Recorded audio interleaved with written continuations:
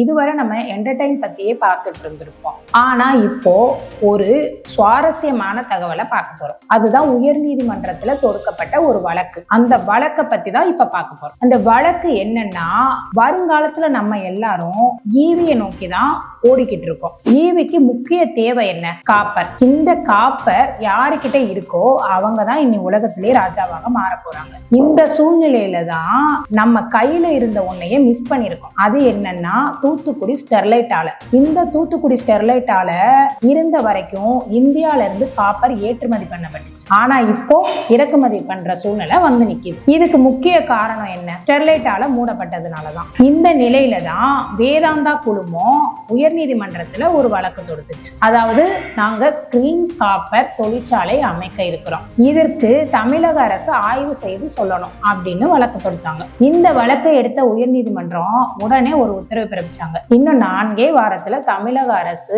இந்த ஆய்வுகளை மேற்கொண்டு அறிக்கை தெரிவிக்கணும் அப்படின்னு. இது ஏன் இந்த அளவுக்கு முக்கியமா மாறுச்சு? அதுக்கான காரணத்தை இப்ப பார்ப்போம். காப்பர் தான் ஈவி எல்லாத்துக்கும் மிகவும் முக்கியமானது. மேலும் இந்த கிரீன் காப்பர் தொழிற்சாலை மறுசுழற்சி செய்வதன் மூலம் பாதிப்பு என்பது அறவே குறைக்கப்படுது. இது மட்டும் நடைமுறைக்கு வந்துருச்சுன்னா கிட்டத்தட்ட 40,000 பேருக்கு மேல வேலை வாய்ப்பு கிடைக்கும். அது மட்டும் இல்லாம இனிமே படித்த பட்டதாரிகளுக்கும் வேலை கிடைக்கும் என தூத்துக்குடி மக்கள் நம்பிக்கை. தூத்துக்குடி மட்டும் இல்லாம தமிழகத்தை கடந்தும் இந்தியாவோட வளர்ச்சியிலையும் இந்த கிரீன் ஸ்டெர்லைட் ஆலை முக்கிய பங்கு வகிக்கும் என்று நம்பப்படுது.